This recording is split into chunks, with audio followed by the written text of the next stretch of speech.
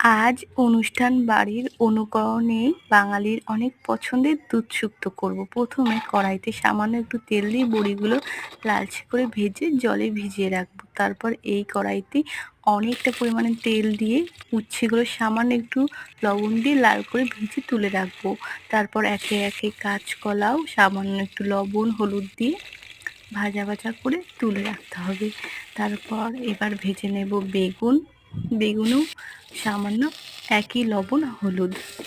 তারপর গোটা তেজপাতা অর্ধেক করে, লঙ্কা, রাঁধুনি, পাঁচফোড়ন দিয়ে কেটে রাখা সমস্ত সবজিগুলো দিয়ে একটু সামান্য লবণ দিয়ে ভালোভাবে ভাজা ভাজা করে নিতে হবে। তারপর এখানে জল দিয়ে দিলাম পরিমাণ মতন। ঢাকা দিয়ে সবজিগুলো অনেকক্ষণ সিদ্ধ করে নিতে হবে। এবার সমস্ত ভেজে রাখা সবজিগুলো দিয়ে দিয়েছি। এবার এর মধ্যে পোস্ত, সর্ষে, এবার দুধ দিয়ে দেবো, নারকেলের দুধ।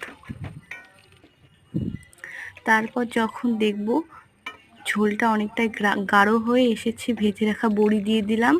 মিনিট দুয়েক ফুটিয়ে নিয়ে শেষে আমরা ঘি দিয়ে নামিয়ে ফেলবো। দেখতে কেমন হয়েছে জানাবে, খেতে তো